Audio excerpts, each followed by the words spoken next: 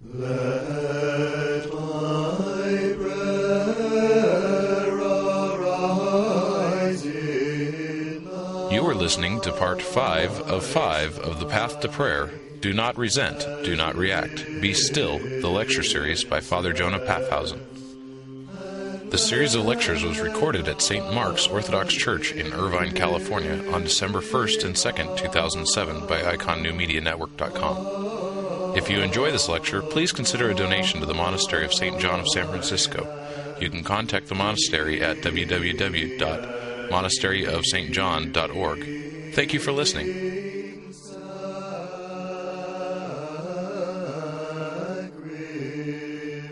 Father, you mentioned earlier, I don't remember the context even, but that in the monastery things are simple. You know, there's only two things to say, you know, bless and forgive. Could you talk a little bit about the blessing part, which relates to obedience? You know, what constitute? I mean, in the monastery, everything is subject to obedience, right? But how do we translate that into our life in the world, in our parishes, relating to between the flock and the pastor? This is an extremely important question. What is obedience? Our whole life as Christians is about obedience. But what obedience really means is synergy and love. It means cooperation. It means willing cooperation out of love and respect. That's what our salvation is. That's what this whole spiritual practice leads us into, is to become synergy, in Paul's words, those who cooperate with God in love and respect. And that's what obedience is on its highest level. In a monastery, people come and ask blessings for all sorts of things, you know, for what task to do today, you know, for what they're supposed to do in their prayer rule, for what is their general, ultimately, even for what way of life should they live? Should they get a blessing to live, to become a monk, or a blessing to go back to the world and find a wife? And in the monastery, that kind of obedience is all about, really, it's about cooperation and love. It's not about, there's nothing in it, in fact, of punishment. And one of the things that is that I've found to be the most important is there's nothing at all, even in the monastery, about control. There's absolutely nothing about controlling other people's lives. Now, my position as abbot, I'm the one who is the one responsible for all of the obediences within the monastery. But one of the things that's absolutely plain to me is that there's no way that I can control anybody, and it's also the last thing I would ever want to do. I mean, I can't control myself. How can I control somebody else, you know? In the monastery, you have to have the structure of obediences because that's what gives order. You know, so you don't have four people trying to do the same thing at the same time. It's how it's all structured, and it's also about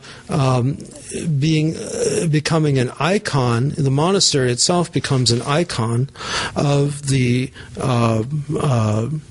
church. It's a little church. Now, in the world, we have little churches too, which are structured by obedience. It's called the family. And that's why you have all of this language in St. Paul that the father is the head of the family. You know, the children should live in obedience to the father. The wife should be obedient to her husband. That doesn't mean control. It doesn't mean domination. It doesn't mean subjection. It doesn't mean threats. It doesn't mean punishment. It means headship, leadership, and responsibility. It means willing cooperation in respect and love. All of Orthodoxy is about synergy. Every aspect of our whole theology and all of our spirituality is structured by the concept of synergy, of cooperation. And what is a parish? A parish is a collection of these little churches. The family, you see, one of the things we need to most emphasize in our culture is the absolute sacredness of the family.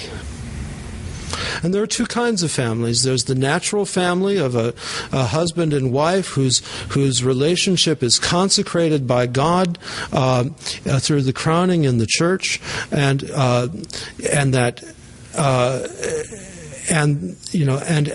that bond of union is for the mutual salvation of the husband and wife as they help each other to work out their salvation, and to expand their personal I, so that the I of the husband, his I, the me, the I, doesn't just include his own little ego, but it includes his wife, includes his family, his children. It expands in the expansion of love as he grows spiritually to embrace all of those whom he loves. In the monastery, it's the same thing. The monastery is a spiritual family. And the headship of the natural family is the father. The headship of the spiritual family is the spiritual father. One of the most important things in a parish is that not only to stress the sacredness, but also the integrity of the family, where each family has to make its own decisions. That's part of the fundamental responsibility of headship and synergy. You know, everybody, the whole family needs to enter into the decisions, but ultimately, you know, the buck has to stop somewhere. In the Orthodox understanding, that's in the person of the Father. That's his responsibility before God. But it's also his responsibility before God to take into account the needs and desires of his wife. You can't have him act, you know, it's irresponsible for him to act autonomously or as a tyrant or a despot. Now, in a parish, there's a very, very limited degree of that kind of obedience that you see in a monastery. Basically, so far as I can see, it only extends to the point of the priest telling the people in the parish how to live their spirit, you know, how to live their spiritual lives, giving them rules of prayer, and telling them whether or not, after hearing their confessions, that they can go to communion. The priest is the steward of the holy mysteries. But the priest is not the head. The parish is not a monastery. It's the families within the parish that are the sacred little churches. And so when you have a situation where the priest is telling people how to live their lives, you know, and where families are submitting to the priest to make decisions for them, that is abuse, and that is a cult.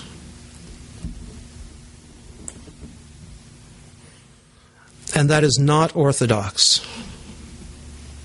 Has nothing to do with Orthodox Christianity. Absolutely, definitively nothing. There was a very interesting thing. I was just at a conference at the occasion of the installation of Father John Baer at St. Vladimir's as the new dean.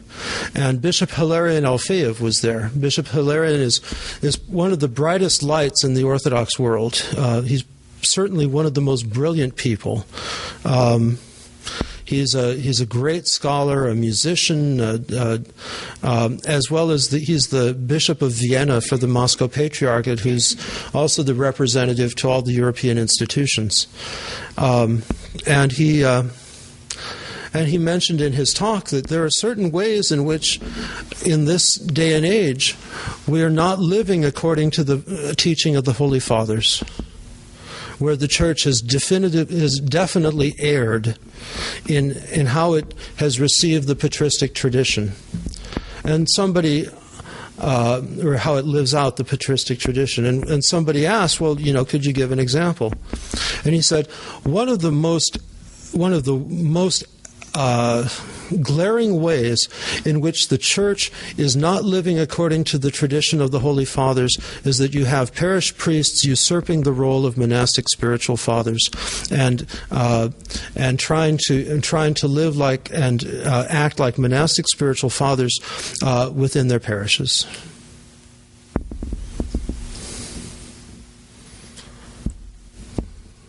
It's really strong. But this is a really serious issue. I don't know if many of you know how serious this is, and how seriously this is distorting the life of our parishes in this country.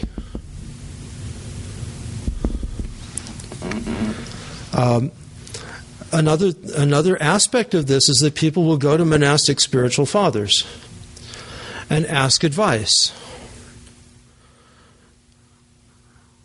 And that's fine to do that. But a monastic spiritual father can't put somebody under obedience who is ultimately not under his daily supervision. It doesn't work.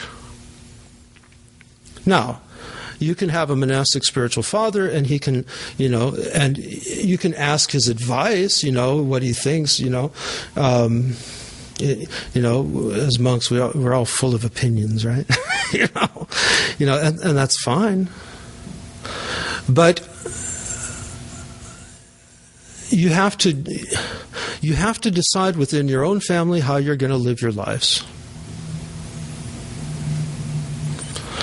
And some decisions your priest might not like. He might not like it if you decide to go to another parish. He might not like it if you decide to buy a house in, Resume Speed, Montana. Of course, there's some priests that I'd like to send up there, but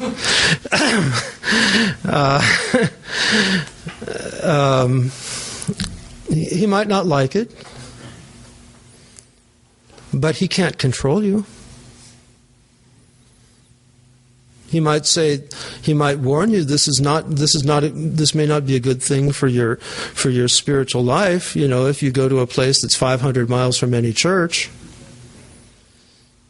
Oh, but Father, the land is so cheap and I can get 500 acres for the price of my garage here in LA, which is about the truth, But, what'll it do to your spiritual life? He can warn you about that, but he can't forbid you.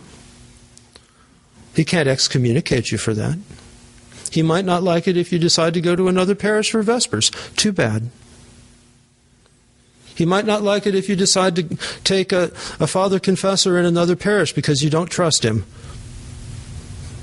Too bad. Maybe there's a reason that he needs to look at why you don't trust him.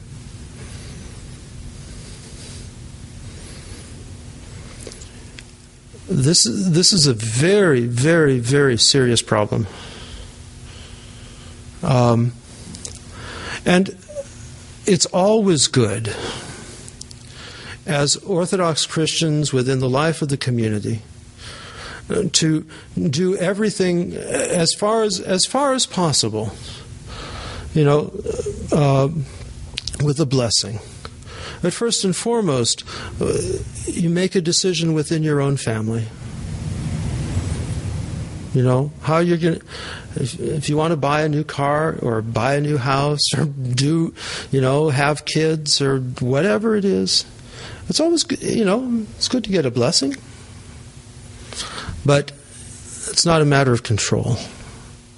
The priest can't control. The priest The priest is there to dispense the sacraments, to hear confessions, and these things that are really outside of elements of sin are not in his control. So, Not no? sorry at all. Great answer. Follow-up on that one. Would you agree with me? I think that this abuse of the idea of obedience is the flip side of what we find, the other attitude that we often find, is that the parish priest is, there to make services. Right. And his opinion and his input is not otherwise really very important. He's sort of the chaplain for the group. Right. It's like, as human beings, we often have this tendency to go to one extreme or the other, right, rather than follow the difficult path, which says, yes, each family is its own little church. We have to live in obedience to the church. The father's the head of the household. The priest is the spiritual father. All of the people in each of these families are his spiritual children, but he's not their dictator. He's not, right. It's like we gravitate toward these extremes, right, rather than following the path. You talking about paradox last night. Right. Maybe that's part of it too.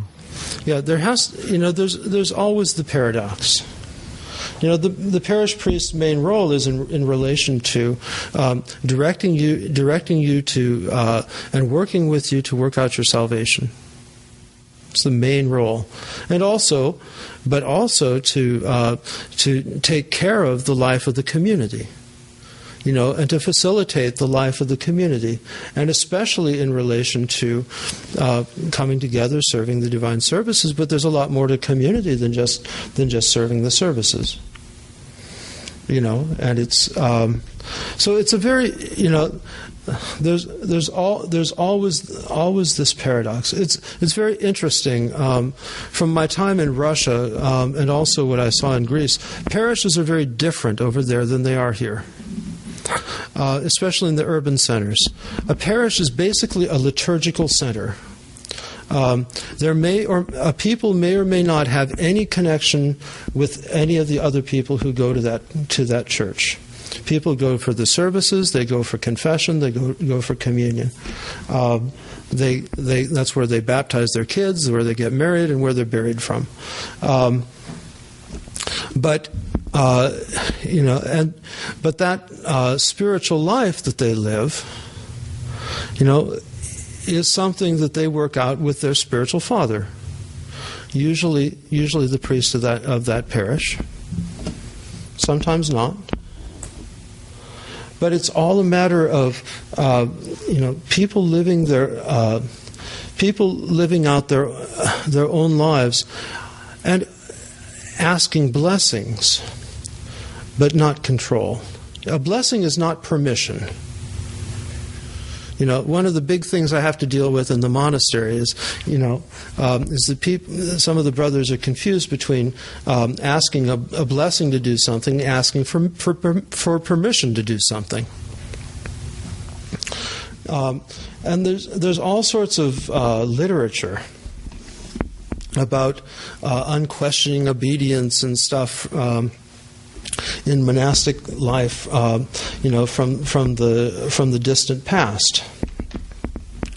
Well, I think one of the things that we need to filter that through is looking at who we are and where we are, and we're not in a monastery in unquestioning obedience to some God-bearing glow-in-the-dark elder, but you're living lives in the world with jobs and kids and on and on and on and on and on, and cares and all the things that go along with that. Because really, what happens when people want, there are two sides. There are two sides to that whole control thing. Sometimes people want to abrogate responsibility for their lives. And that's never blessable. In a monastery, that's the last thing that happens. It's not abrogation of responsibility for your life, even though you're living a life in strict obedience.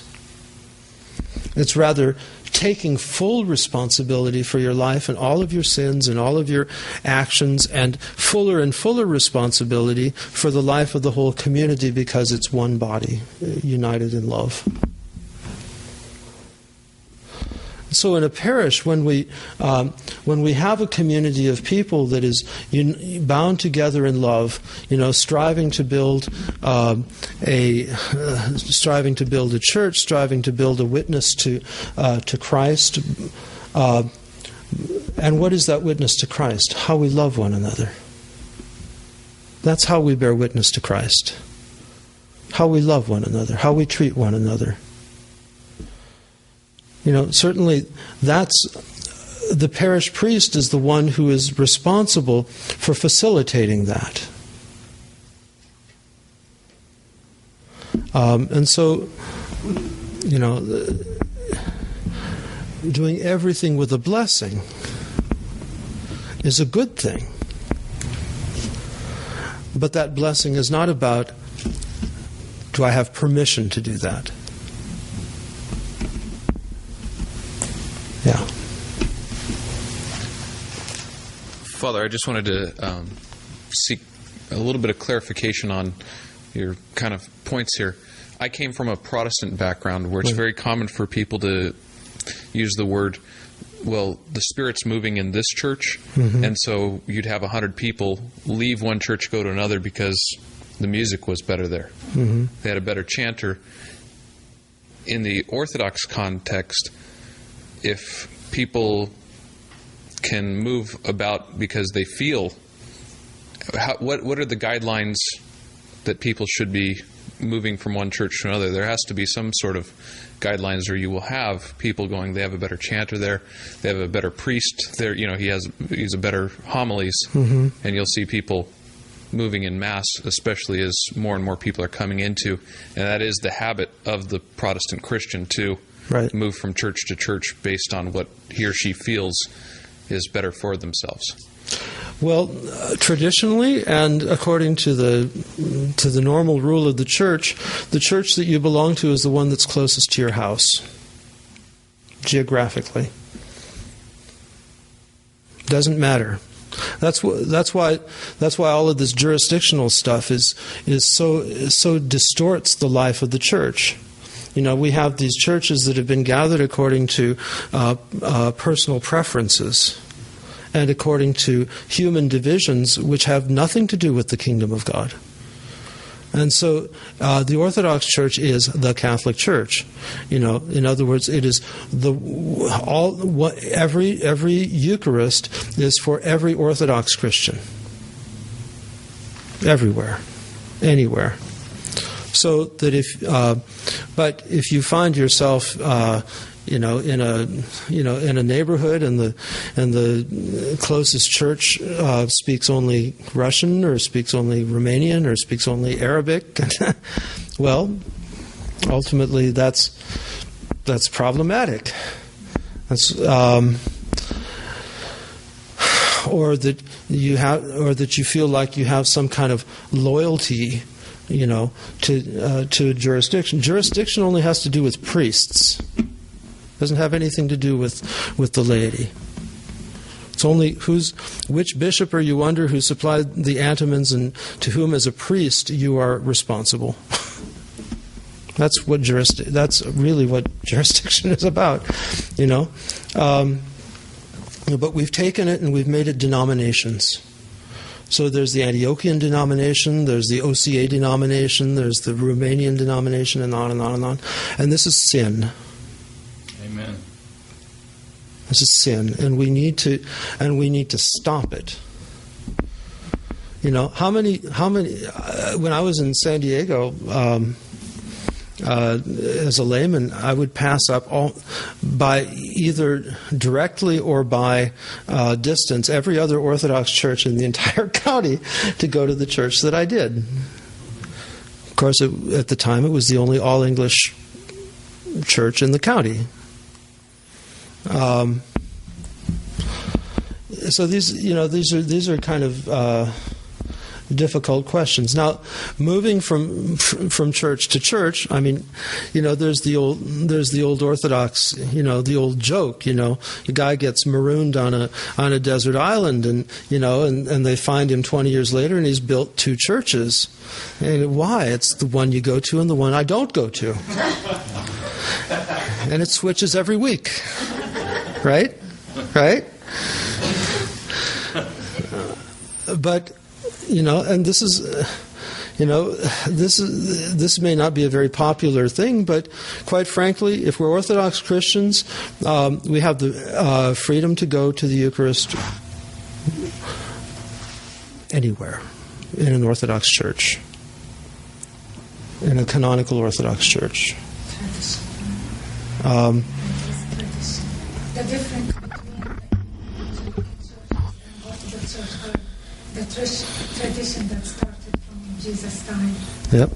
Candle, icon. Yeah. So but people do move around. Sometimes one Sunday they like the priest, the next Sunday they hate his guts, and they'll move to the next church, and then they'll see that maybe he wasn't so bad after all. And that's in reality that's just the reality of the church's life. And what we need, and I sometimes wonder, on one hand, we've made parishes these really close communities, and that's a wonderful thing, and they're wonderful communities. But how do you have a commuter community? It's a horrible pastoral issue. How do you have a community of people, which literally means that they're living together and sharing one another's lives, when people are commuting from 40 miles? Of course, that means in this city an hour and a half, right? It doesn't work. How do you have anything but Sunday liturgy? Or a few people who show up at Vespers? It's a mess. Mm-hmm. So we need to figure out together as a single Orthodox community, regardless of all of this jurisdictional nonsense, how can we do better as a single community? Maybe we need to develop new institutional structures. The American parish, as it is, I think is actually probably more like a Protestant parish than it is a parish in the Old World. Certainly the urban parishes in the Old World bear very, very little resemblance, in my experience, to parishes in America. So it's very, or the whole, all the stuff that you brought up. I mean, there are some parishes where the music is better, the preaching is better, and if that's the case, that's the case. And if people want to go there, ultimately, there's no canonical reason at all why they can't. I have a question. If the church you're going to say is the closest to you, that's what we should be doing according to canon, correct? And somewhere down the line, another church, an Orthodox church, is built that's closer to you. Mm-hmm. Are you required then to leave the parish you're in to go to the church that's closer? If you were in Greece or in Russia, yes, you would be. And here we're not? No. Well, here, I mean, everything is a mess. Okay.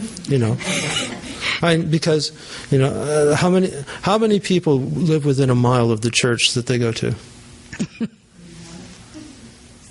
How many live more than 20 miles from the church that they go to? Well, you live 100 miles from some of the churches you go to, I bet. I have another question on obedience. I know something like in the monastery, obedience will be given like a task that would be considered obedience, right, where you have to do something. And then what is strict obedience, and what is that exactly? Well, it talks about in certain of the monastic the old monastic literature about having absolute and unquestioning obedience to your elder. That presumes that somebody living in immediate, in the same monastery, and probably in the same skete, because this is referring to communities usually of just 2 or 3 people, where a disciple lives in absolute obedience, where he doesn't do anything without the express blessing and permission of the elder. In other words, if the elder doesn't tell him to go and get a drink of water, he won't get a drink of water. If he doesn't give him tell him to go to the bathroom, he won't go to the bathroom. This is long past. It may have been, they may have done that some places, but that's not life. That's not real. Some places, though, and usually the sectarian groups will take all of that stuff. There's, for example, one of the worst examples is where people will say, well, if in fact, I can tell you, there's one woman that I know. She was imprisoned in this one little sectarian monastery, also in Northern California. Literally imprisoned in a house for 6 months by herself, because she said that she would not murder somebody if she was told to, in obedience. Now, this is a cult. It looks Orthodox, it smells Orthodox, but it ain't Orthodox. And this stuff goes on right now, but those are fringe groups outside of the church. Father John, I think some of what you're bringing up here would be topics for whole seminars and theological and pastoral discourse, as far as the nature of our parishes in the States and all of that. As far as, where you go to church and how you decide where to go to church, I think I agree with everything that you said. The other thing also, however, that I tell people is that it is important to have a spiritual home. Mm-hmm. In the monastic context, you can quote 3 times as many quotes as I can, I'm sure, about, you don't leave your monastery. You're not wandering from place to place, mm-hmm. looking for the place that you like the best. Right. And the caution that I try to give people about this issue is that, you need to find a spiritual home. Mm-hmm. It should be a parish that's close to you. Mm-hmm. There are things that are difficult for us as human beings to overcome, such as, like you say, going to services where it's all in a language you don't comprehend. That's a real problem. Mm-hmm. But at the same time, because of the culture we live in, we tend to approach aspects of the church like we do the mall. Yeah. We assume a consumer kind of identity approach. Well, this one suits me the best, I think. Mm-hmm. So I'm going to go there. Right. I tell people if they want to go to a different church, whether they come to me from within the parish or from outside of the parish, I tell them, okay, you need to pray about that. You need to really think about that. And if you're going to do that, go there and stay there for a while. Don't go for a month or 2 mm-hmm. and try it out. Right. Go with the intention of staying and really commit to it. Right. Because people, we don't want to be like bees going from flower to flower. One of the most important things in growing to spiritual maturity is stability. In monasticism, there are 4 vows: poverty, chastity, obedience, and stability. And it's sometimes people think that, chastity would be the hardest. It's not. Poverty. For most men, they're delighted to be free of stuff. Now, women, that's a different story. That's a different struggle. Obedience can be really hard. And if you enter a monastery or you get married older rather than younger, it's harder and harder the older you get, the obedience. But the hardest thing of all is stability. And that stability and that commitment are the core and the foundation not only of monastic life, but of any Christian spiritual life. You think about it, poverty, chastity, obedience, and stability are also essential vows of married life too. There's poverty. You can't have anything of your own. You have to share everything. Prenuptials agreements, that's not acceptable for Orthodox Christians, and all of that nonsense. Chastity, of course you have to have chastity. We pray for a chaste bed, right? That you have one who is your beloved, and that's it. That's it. Who is your sexual partner? Obedience. There's this structure of obedience, like I talked about, within the family. But stability, if there's no stability and no commitment, that marriage is not going to last 15 minutes, or maybe 2 weeks or 3 weeks, but that's it. That stability is an essential aspect for our spiritual maturity, for our emotional maturity. So, making a commitment to one parish, to stay in one parish, with the direction of one spiritual father, that's a big thing. It's a big thing in our lives. In the monastery, it's you take a vow for that. You don't have that in the parishes. But to develop that stability and that commitment to that community and to that group of people and to that priest, who is your confessor, who is there for you and to whom you can be accountable. Because this jumping around from parish to parish can be a refusal to accept accountability. And so what? Maybe the chanting is horrible. Maybe the priest can't serve to save his life. Maybe he wanders around aimlessly with the censer and has no idea what he's doing or where he's going. I've seen priests like this. But he's a loving pastor who is transparent to Christ. You put up with all sorts of things if you have a loving pastor who's transparent to Christ. And it doesn't matter if the services, well, I can't say it doesn't matter, but it doesn't matter if the services are kind of, shall we say, an adventure.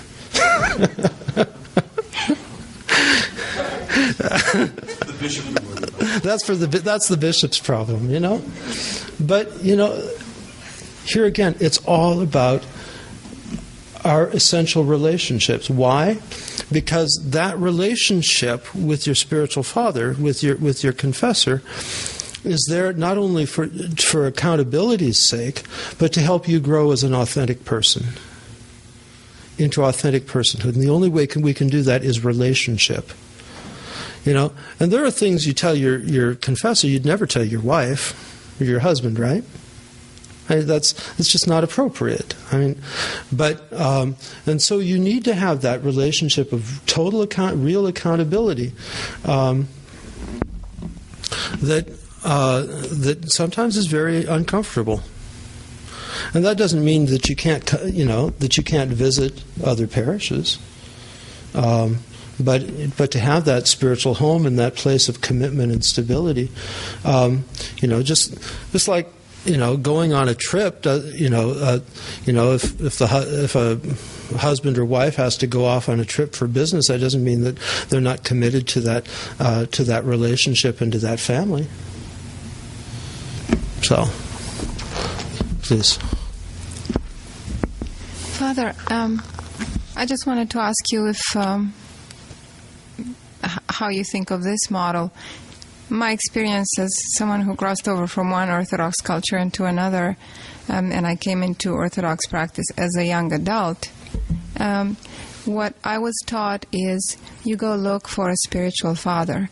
And I don't think of that as a consumer approach. No. I wasn't looking for liking, but I was looking for affinity, and I think that is essential, and I don't think that's taught very much. I haven't heard it taught in this way. You really have to look for a fit, which maybe it will be subjective, because anyone at the beginning of the spiritual journey is disoriented, let's say, but that's where our home is, where the spiritual father is, which is what you're saying. So that's the stability, that's the grounding. Perhaps we don't sign a paper of membership to the parish in the immediate sense. There's a very hard boundary here because of the minority that Orthodoxy finds itself in here. But if we have this initial search of an fitting spiritual father, fitting to our needs and our search, then everything else eventually falls into place. We will find more allegiance to the parish where this spiritual father is in time. But we will feel free to visit other places. Perhaps I will go where the Lenten services are spectacular because it feeds my soul and it's something not to miss at one point. Doesn't mean I'm betraying my commitment. And I will go for Pan-Orthodox services, or I will go where my friends go in the Russian church because I love to be with them 3 times a year.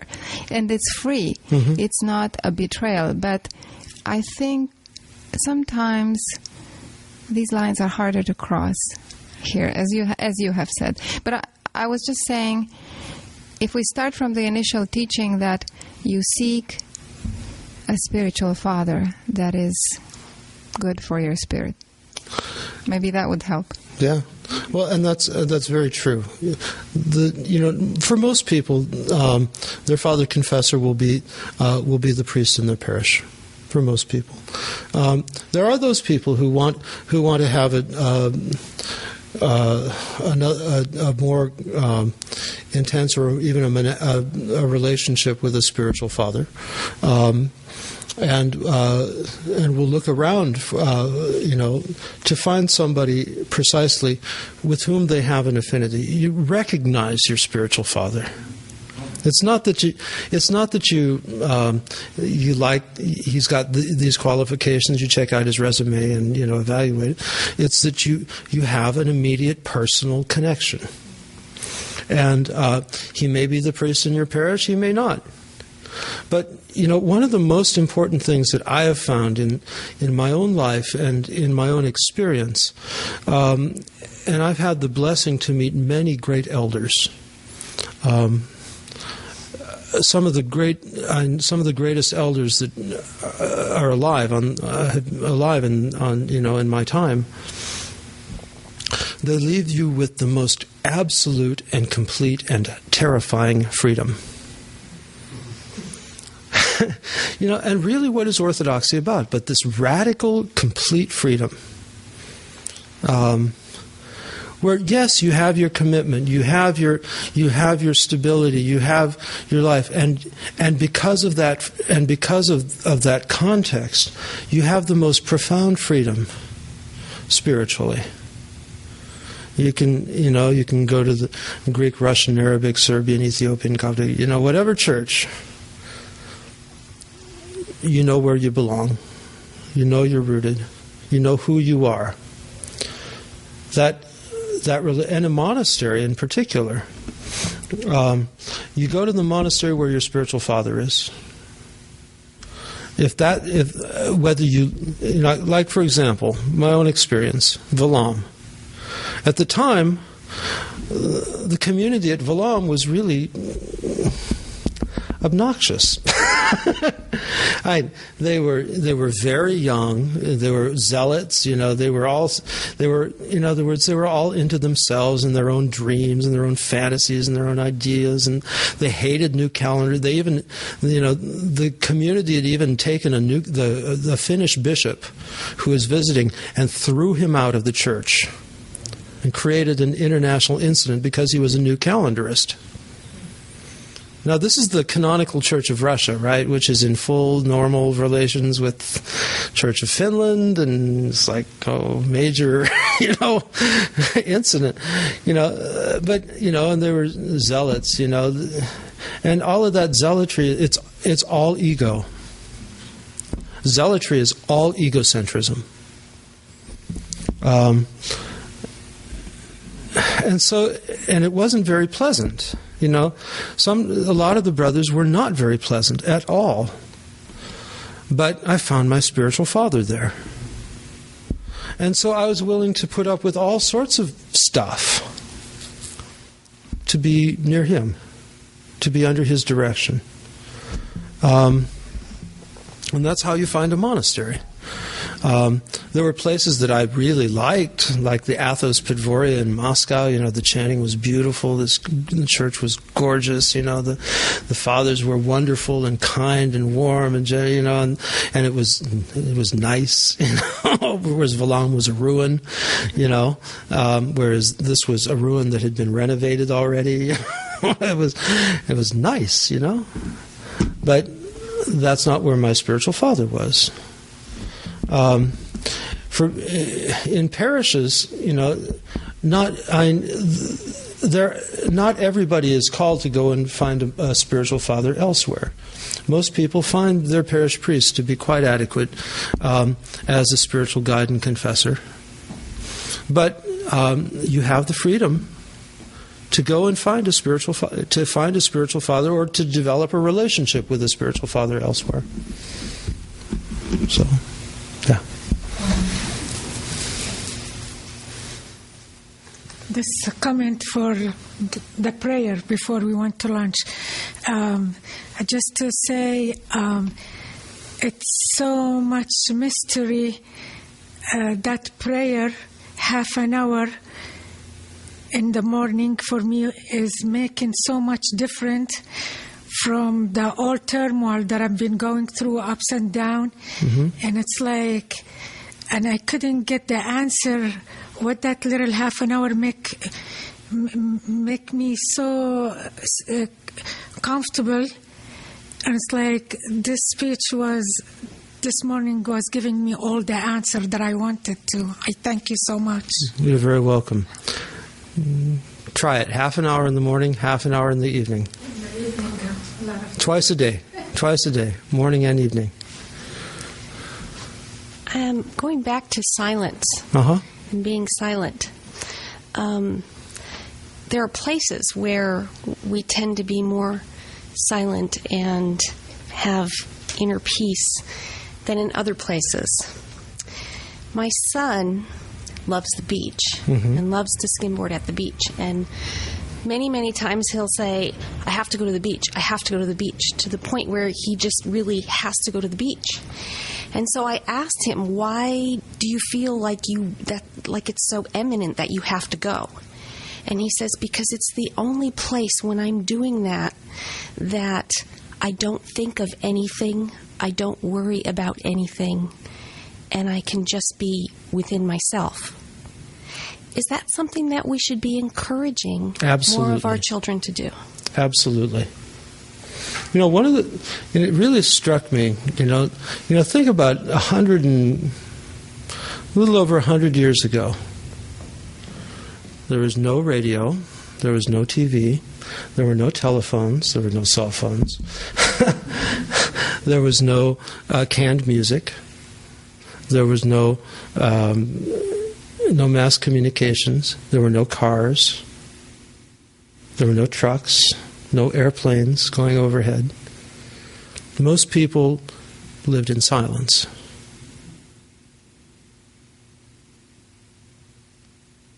From time immemorial up until about 100 years ago.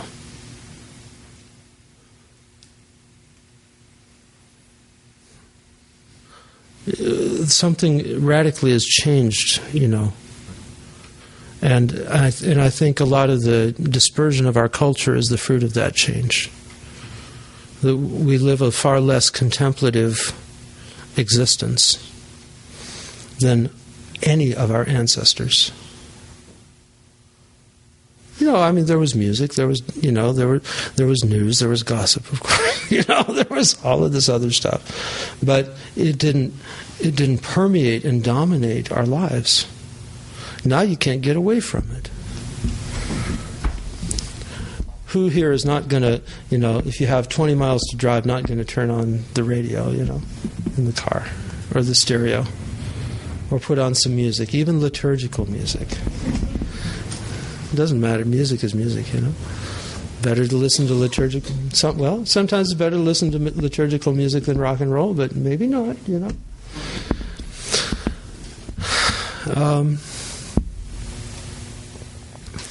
We need a place. We need to have that place where we can be within ourselves, where we can have that silence from our thoughts. I grew up in San Diego, in La Jolla. I'd go into the beach every day, if I could, because it was precisely exactly that. It was a place of inner silence. And so it's always a good thing to encourage. There's more of a dimension to it. There's another dimension to it, and in that awareness of the divine presence. And maybe he has that, and maybe he doesn't. But I'll bet if you mention it to him, he'll look for it, and certainly find it.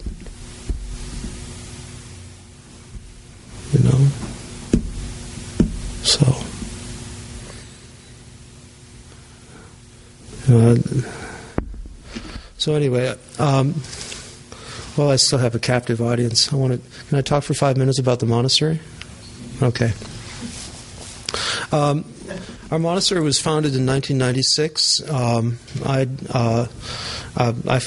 established it. I was a novice at Volom Monastery in northern Russia for about a year, and I came back, was ordained, became a mission priest, which was quite an experience. But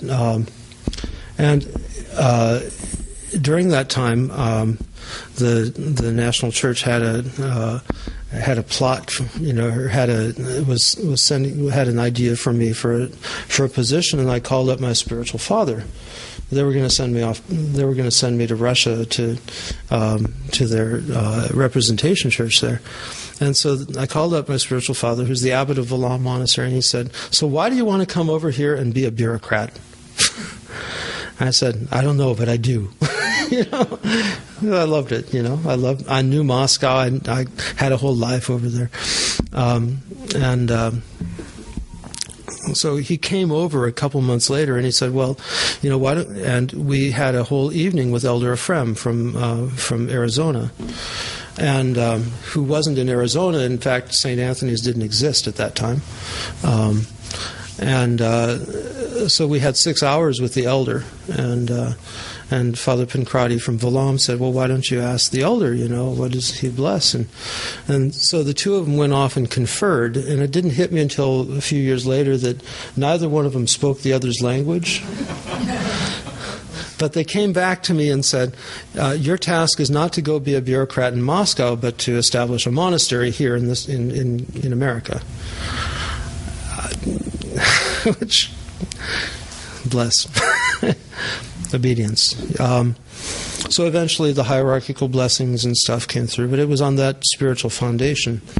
And so we started out in 1996 in Point Reyes in a little tiny hermitage that had been established by a Russian elder in the 50s, Father Dmitry Yegorov. And the community grew, and it waned, and it grew again. And totally outgrew this place, which had a grand total living space of 1,400 square feet for 10 men to live and work together. Plus the chapel was 350 square feet, about the size of the altar area inside, and or less, actually, quite a bit less, maybe half the size of your altar was our entire chapel, and a little tiny dining area, on 17 acres in Marin County, which was an absolutely gorgeous place, but it's run by the Green Nazis, you know. Our neighbor up the street took him 3 years to get permits to build a 750-square-foot house. 3 years. And we tried several times to do something at Point Reyes, but the county was either the county or the neighbors were just in absolute opposition, and it was very odd because the place where in Point Reyes it's right on the edge of the national park. So it's this gorgeous area. It used to be vacation homes, and now it's a location of multi-million-dollar estates. So it's very odd to have an Orthodox monastery in the middle of multi-million-dollar estates. But the church is very beautiful there. Little tiny chapel, little white and blue gem in the middle of the forest. So I looked for 5 years for property. And the prices in the Bay Area are outrageous. In Marin County, the median home price is $1 million. For a typical 3-bedroom house. And we had no budget, we were just getting by. And so I started looking north, and I was very connected because I'd helped establish the mission in Eureka in Humboldt County, and I love that area. But nothing seemed to come together there, and then got the idea to go up to Washington State, and we went into escrow on 3 properties up there, and nothing happened. The money didn't come together, and finally came back down, was looking in Northern California. You couldn't find anything that had any vague possibility or was priced well enough, and there was still no money. And then I had another friend who's a real estate developer try and get us involved in it. I was in real estate myself, so I tried to get us involved in this big deal where the monastery would get a chunk of a bigger development, and that didn't work. Then I found this place on the internet in Manton. And Manton is it's a 4 corners. It's actually 3 corners. It's not even 4 corners, with a closed general store and a bar, and that's Manton.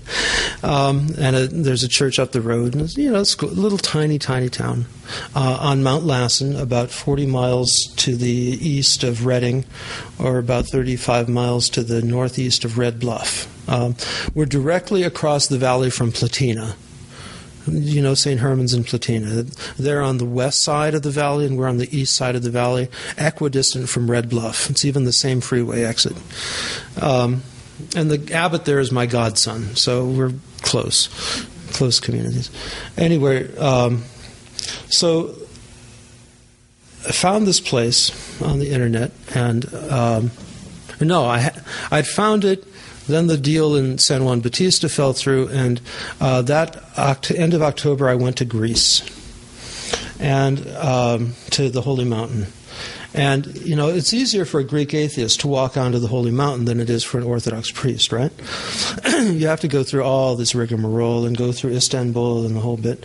Well, my papers were stuck in Istanbul. So I got to Thessaloniki and went to say hello to St. Demetrius. And it was the eve of his feast day, and his relics, the casket with his relics, was in the center of this immense cathedral. But I walked in, and there was this immediate sense of presence. This overwhelming personal presence of St. Demetrius, and just this huge connection developed. And so I said, okay, St. Demetrius, thank you for bringing me here. Now I need to get to the Holy Mountain. Help, my papers are messed up. Within half an hour, the ladies of the parish had scooped me up, took me to the hall, gave me lunch, started talking to me, and one of them says, "Oh, you're having trouble with your papers? Let me call my spiritual father. He's the protos of the Holy Mountain." So she whips out her cell phone and hands it to me. Here, Elder Ioannikios, the protos of the Holy Mountain. Half an hour. St. Demetrius is quick. So, trip to the Holy Mountain was amazing. And then I got back to Salonika, and St. Demetrius was still in the center of the church, and his reliquary, radiant presence, just this.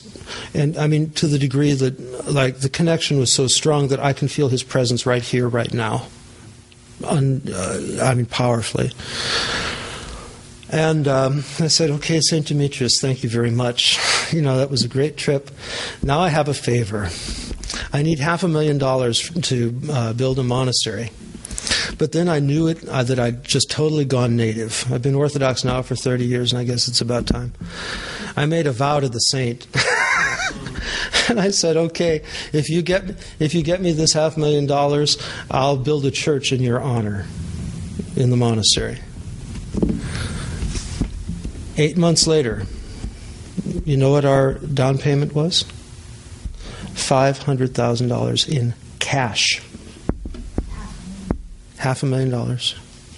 So we have plans underway for the Church of the Catholicon of St. Demetrios. Catholicon means monastic main church. God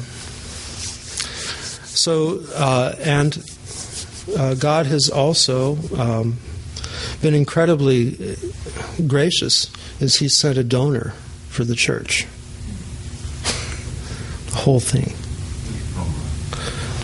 Yeah. Whose name is Demetrios.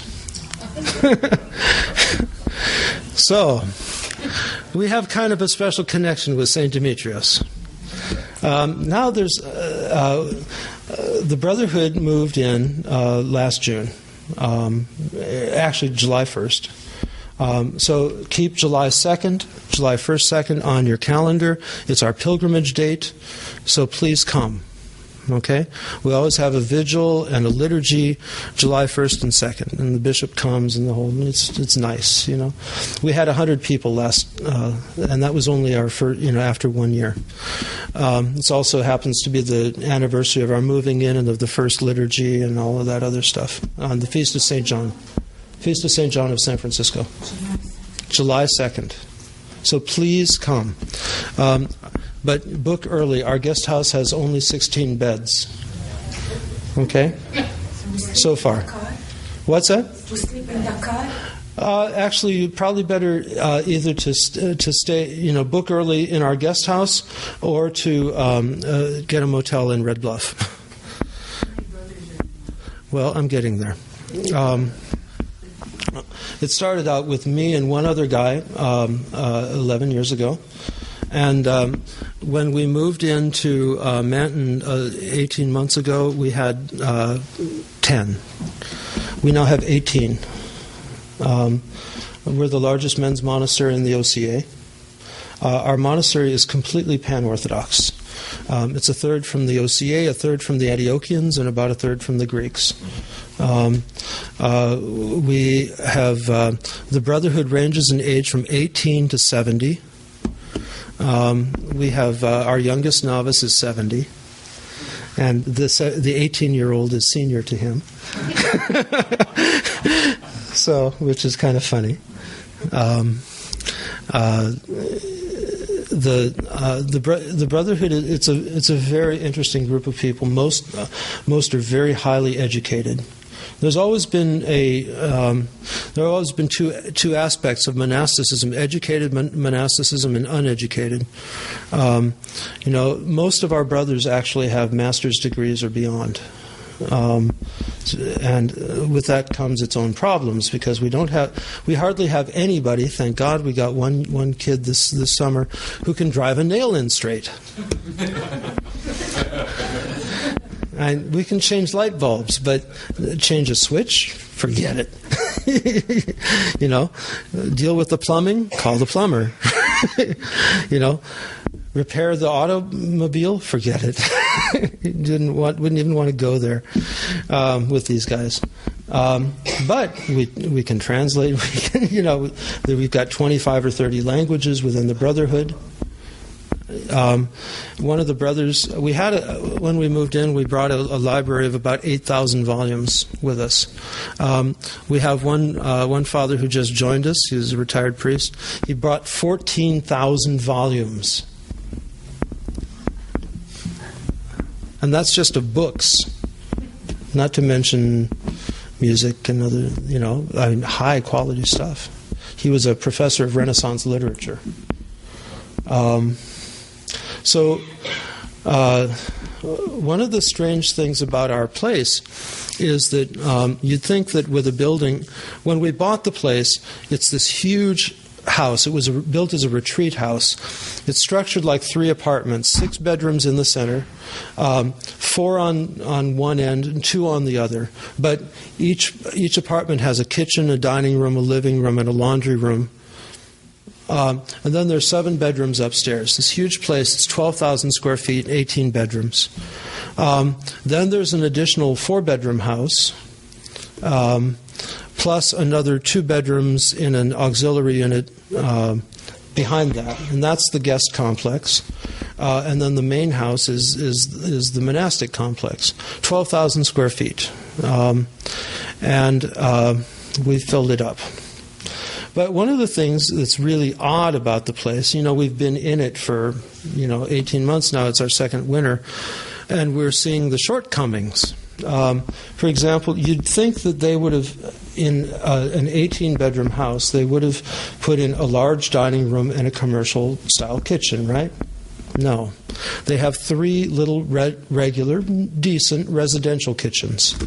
But try and serve 20, much less 35 people 2 or 3 times a day from a residential kitchen. It's not adequate. And in fact, the kitchen itself is the cabinets are falling apart already because of overuse. Has 12 bathrooms on the first floor, but 1 on the second floor for 7 bedrooms. And we have bunks up there, too, in some of the bedrooms.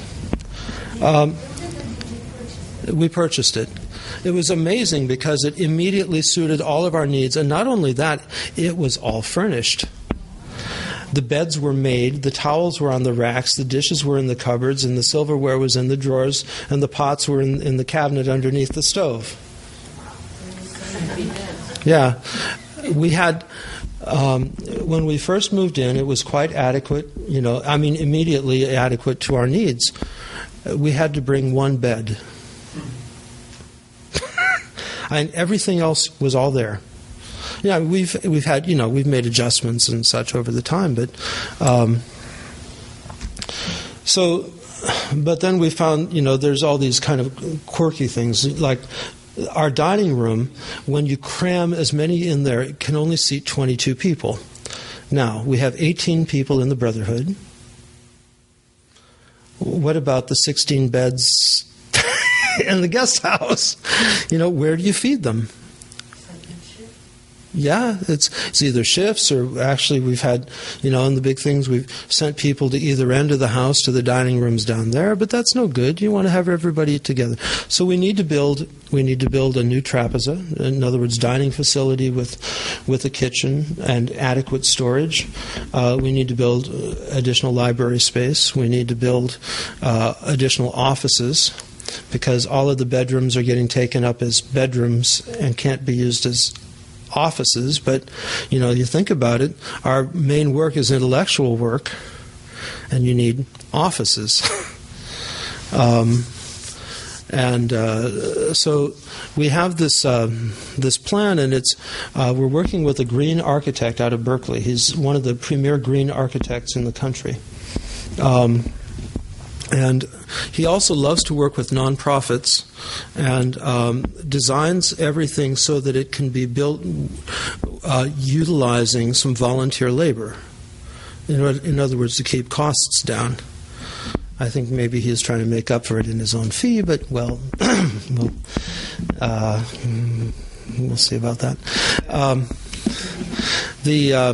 So the church will be built out of masonry, out of stone block, concrete blocks, faced with native stone. Because being on the volcano, we have huge amounts of rocks everywhere. Then the upper part of the church will be built out of wood, hopefully from our own trees. The monastery is located, by the way, in very dense forest. We're at 3,000 feet. We have 42 acres. One of the things we found is that there is no heating in any of the bedrooms. Now, we get snow. Like the morning I left, it was 30 degrees outside, and no heating system. Well, we've got fireplaces, and there are some of these little propane heaters, but otherwise people are using these little things that drink electricity. That's a disaster. $2,000 heating, electricity bills during the winter, so that's no good. So the first thing is I've got bids out right now to put in a heating system. We've got a bid from one contractor to put the whole main house on solar, but it's going to cost $250,000 to do that. It would take 2,800 square feet of solar panels to provide enough electricity. All of the new buildings will be oriented properly for solar energy, both passive as well as solar heat gathering, or energy, or solar. Solar regular solar panels. We're looking also at a solar hot water system for using these new bubble things. They're huge, big vacuum tubes where the water goes in, and it superheats the water. And it's a new technology out of China. I guess little bubbles. They're expensive, but they're like $6,000 a piece. But the water is superheated, and it even on a cloudy day it heats the water. So. We have our goal, our hope eventually is to be able to completely support ourselves and to use any donations that come in for charity or for capital improvements if people so designate. But we're a long way from that right now. My hope is that, and I'm definitely... I'm on the fundraising tour, soliciting donations for these buildings. So in addition to the church, there'll be 3 other buildings. But what's interesting is that these buildings will be built out of timber frame with straw bale infill. Straw bale is super high insulation value, so that, as the architect said, I'm not sure I believe him, but the architect said you could basically heat a room in a straw bale building with a candle. Yeah. And it gets hot there. Gets up to 100 degrees during the summer, and then it gets quite cold in the wintertime. But to have that kind of energy efficiency would be something extremely valuable, and especially to get rid of the $2,000 a month electric bills.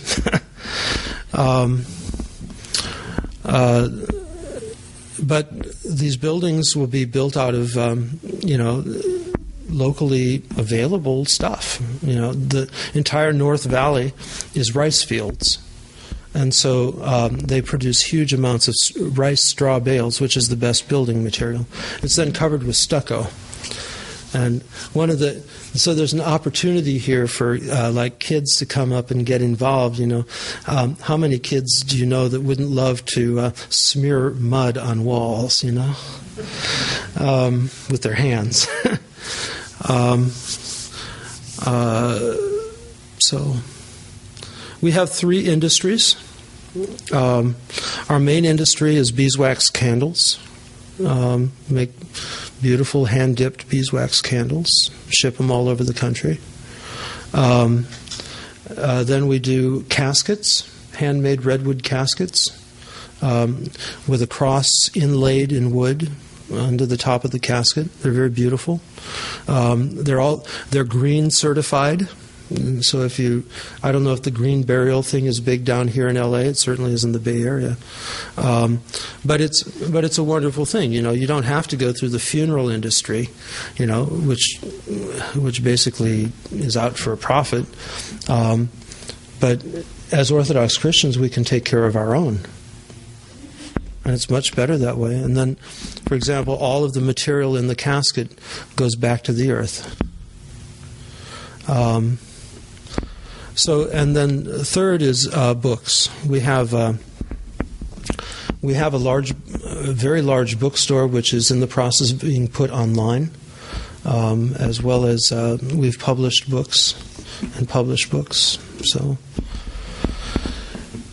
anyway, that's kind of a little more than 5 minutes. The road, is it easy? Like, is it mountains? Well, from here you would get on Interstate 5 and go about to exit 651. I think you're about exit 90 here from Highway 5, on Highway 5. So you go up to exit 651, and you go onto Highway 36, which is a two-lane road, but a very nice two-lane road. Then you turn onto Manton Road. And these roads are actually quite straight. They're not curvy. They're small, but, they're two lanes. And it's we're 35 miles from the freeway. Only the last 3/4 miles of our own road is not paved, and so that's. But it's a very easy drive. It's long, but it's easy. Like 8 hours from here. It's about 10 hours from here. Does your guest quarters accommodate male and female, or just strictly male? No, it's our guest quarters are we're geared up for families. We're geared for to have women guests. If you have a women's retreat, small, we have 16 beds. Okay, so it can't be a real large group, but so a women's retreat would be fine. I'm a little reticent about young college girls because I don't want my boys distracted by young college girls. But that goes with the territory. It's interesting you found your property on the internet because St. Barbara's Monastery in St. Paul found theirs on the internet, and St. Paisius in Sanford, Arizona found theirs on the internet. Well, that's the way real estate is being done now. Yeah. So this was our place was on the market for 3 years. And we still have to pay off the mortgage too. We've got but can you imagine a 12,000 square foot house plus another 2,000 square foot house on 42 acres for $1,250,000, fully furnished. It was built by the Adventists as a healing retreat, and they couldn't make a go of it. Then there was a yoga group that bought it, and then their guru ran off with and so there were 3 Germans or 4 Germans who were stuck with this property, and it had it's big enough they had to have a full-time caretaker and. Look at our website, monasteryofstjohn.org. And if you Google, if you can't forget that, think of Orthodox monks in Manton. Oh, it's on the back of the little handout. Did everybody get one of these? You need one? Is the webpage written on this side? Yeah, it's on the back. So please come for a retreat. Please come and visit. Please buy our stuff. We're looking for one of the things that we're looking for is a place that can store a couple of caskets in Southern California. If there's an immediate need, so that the caskets are immediately available. That's why St. Barbara Monastery has some caskets in one of their garages. Right, they're doing that, but that's 100 miles from here.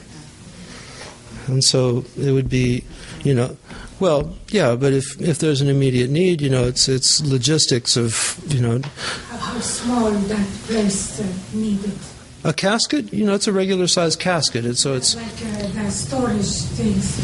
You want to just as small as 100 square feet? Oh, yeah. Yeah.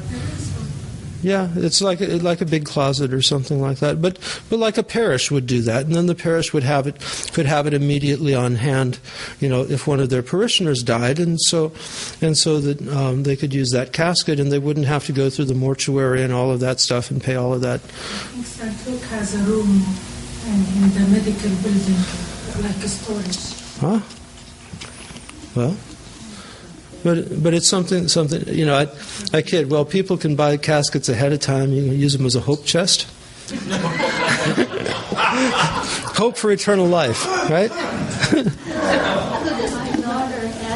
Every sitting room.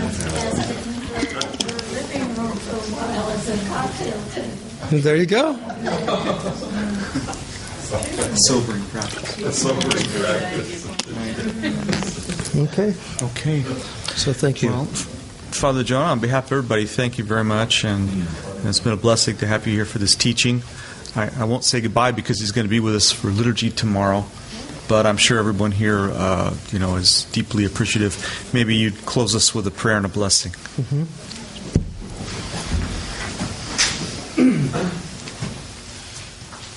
It is truly meet to bless thee, O Theotokos, ever blessed and most pure, and the Mother of our God, more honorable than the cherubim, more glorious beyond compare than the seraphim. Without corruption thou gavest birth to God the Word. True Theotokos, we magnify thee. The blessing of the Lord be upon you through his grace and love for mankind, always now and ever, into the ages of ages. Amen. Thank you. Many years. Thank you very much. Let my prayer arise in If you've enjoyed this lecture, please consider a donation to the Monastery of St. John of San Francisco. You can contact the monastery at www.monasteryofstjohn.org.